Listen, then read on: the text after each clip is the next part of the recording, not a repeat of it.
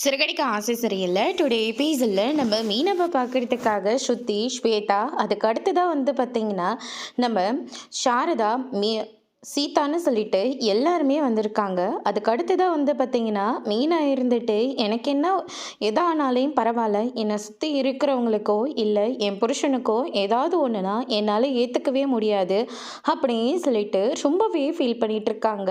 இதுக்கு அடுத்ததாக பார்த்தீங்கன்னா முத்துக்கோ சரி இல்லை எங்கள் எல்லாருக்குமே சரி என்ன ஆனாலையும் பரவாயில்ல, நீ இந்த வாபஸை வாபஸ் வாங்கவே கூடாது அப்படின்ற மாதிரி சொல்லிடுறாங்க.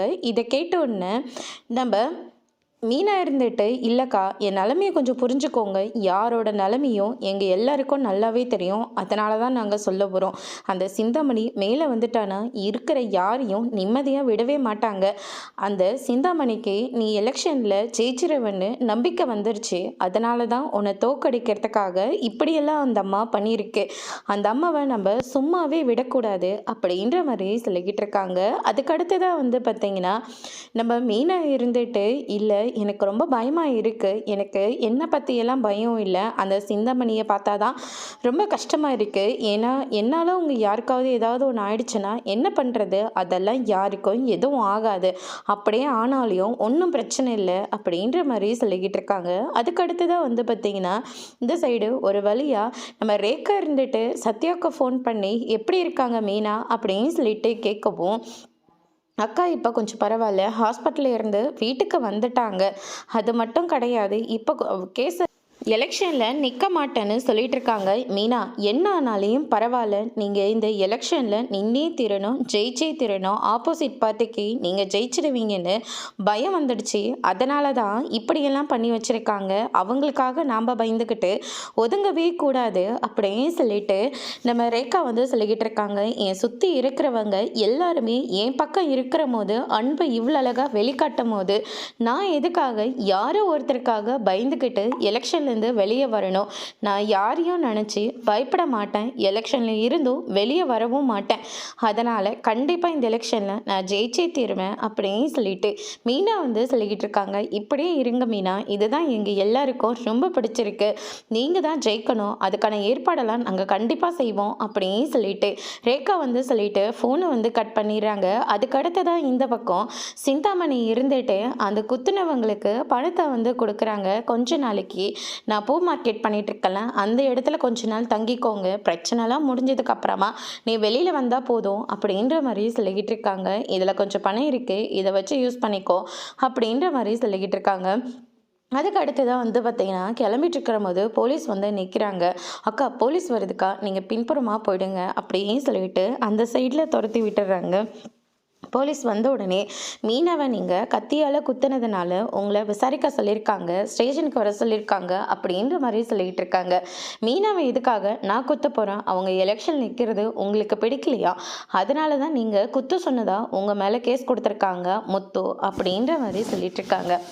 எனக்கு மீனெல்லாம் ஒரு ஆளே கிடையாது, நான் இந்த எலெக்ஷனில் நிற்க மாட்டேன்னு தான் சொன்னேன், ஆனால் எல்லாரும் என் மேலே இருக்கிற அன்புனால தான் என்னை நிற்க வைக்க ஆசைப்படுறாங்க, அதனால தான் நான் எலெக்ஷனில் நின்னேன், மற்றபடி இந்த எலெக்ஷனில் எனக்கு தொழில் கூட விருப்பம் இல்லை, இவங்க எல்லாரும் கம்பல் பண்ணதுனால தான் நின்னேன், மீனாலாம் எனக்கு ஒரு ஆளே இல்லை, அப்படியே குத்தினான்னு நினச்சாலே இப்படி கீரில் போட்டுட்டா விடுவேன், நல்லா ஆழமாக குத்திருக்க மாட்டேன், எனக்கு அதுக்கான அவசியம் கிடையாது, நான் போலீஸ் ஸ்டேஷனுக்கு அப்புறமா வரேன், இன்ஸ்பெக்டர்கிட்டையும் நான் அப்புறமா பேசுகிறேன் அப்படின்ற மாதிரி சொல்லிடுறாங்க.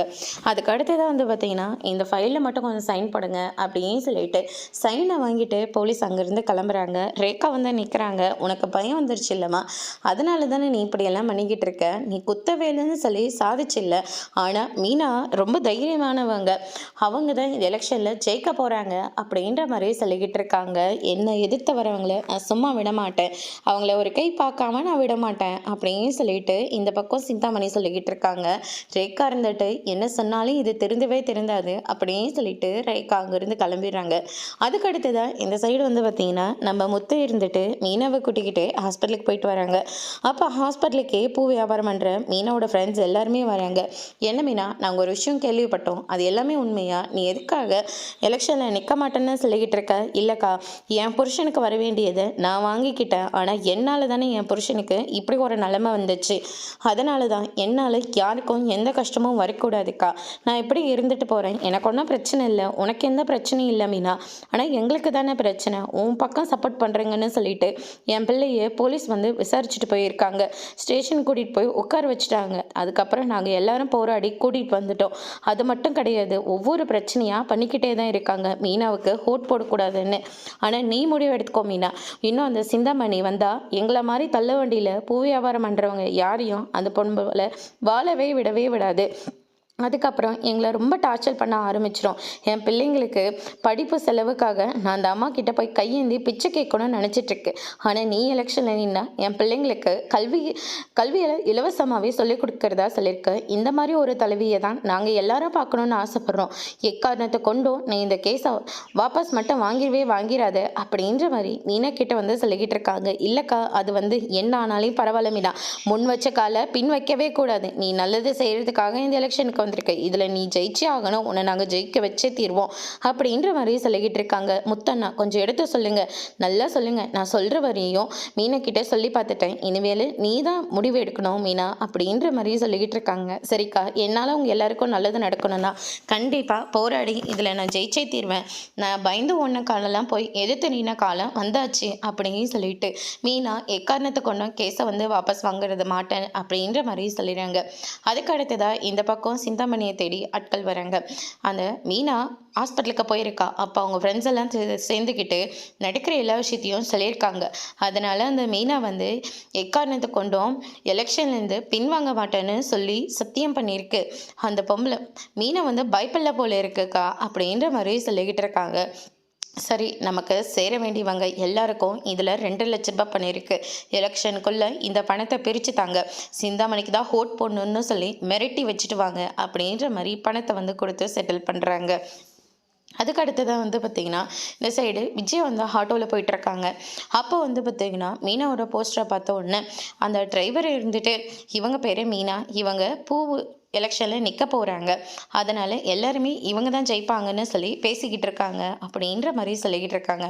சரி, நீங்கள் ஆட்டோ எடுத்துகிட்டு கிளம்புங்க, நான் இங்கே இறங்கிக்கிறேன் அப்படின்னு சொல்லிட்டு, நான் உட்கார சரியில் நீ வந்து உட்காரணுமா, என் வீட்டை தலைவி வீடுன்னு உன் பேரை அவங்க சொல்லணுமா, அது மட்டும் நடக்கக்கூடாது அப்படின்னு சொல்லிட்டு போஸ்டர் எல்லாத்தையும் கழிச்சிட்டு இருக்காங்க. அதுக்கு அடுத்ததான் மீனாவோட ஃப்ரெண்ட்ஸ் எல்லாருமே போஸ்டர்லாம் ஓட்டிட்டு அவ்வளோதான் முடிஞ்சது வீட்டுக்கு போகலான்னு சொல்லிட்டு போயிட்டு இருக்கும்போது போஸ்டர் கிளிக்கிறத பார்த்த உடனே அந்த பொம்பளை தேடி அடிச்சே ஆகணும், கண்டிப்பாக அது சிந்தாமணியாக தான் இருக்கணும் அப்படின்னு சொல்லிட்டு முக்காடு போட்டுட்டு வந்தா இப்போ மீனாவோட போஸ்டரை கிளிக்கிற அப்படின்னு சொல்லிட்டு போட்டு அடின்னு அடிக்கிறாங்க. விஜய் அவங்க எல்லாரையும் தள்ளி விட்டுட்டு ஓடிடுறாங்க. ஆப்போசிட்டில் ஒரு கார் வருது. நம்ம முத்து, என்ன அம்மா ஓடிட்டுருக்காங்க, இவங்களாம் எதுக்காக அம்மாவை துரத்திட்டு இருக்காங்க, அக்கா நில்லுங்க, என்னாச்சு, மீனாவோட போஸ்டரை அந்த சிந்தாமணியோட ஆளுங்க வந்து கிழிச்சிட்டு போகிறாங்க, அதில் ஒரு மோதியவே தான் நாங்கள் அடிச்சோங்க, அது மட்டும் இல்லை ஓங்கி கட்டையிலே அடித்தேன் அப்படின்ற மாதிரி சொல்லிட்டு இருக்காங்க. முத்து இதை கேட்டோன்னு பயங்கரமாக ஷாக் ஆகுறாங்க. சரி விடுங்க, பார்த்துக்கலாம், நாம் தானே ஜெயிக்க போகிறோம், நேரத்தோடு வீட்டுக்கு போங்க அப்படின்ற மாதிரி முத்து வந்து அவங்கள எல்லாரையும் வழி அனுப்பிட்டு எதுக்காக அம்மா இப்படியெல்லாம் பண்ணுறாங்கன்னு சொல்லிட்டு ஒரு பக்கம் ரொம்பவே வருத்தப்படுறாங்க. அதோடு இன்னைக்கான எபிசோட் முடிச்சிருக்காங்க. இனி சிறுகடிக்க ஆசையில் அடுத்தடுத்து என்னெல்லாம் நடக்க போகுதுன்றது வெயிட் பண்ணி பார்க்கலாம். தேங்க்யூ.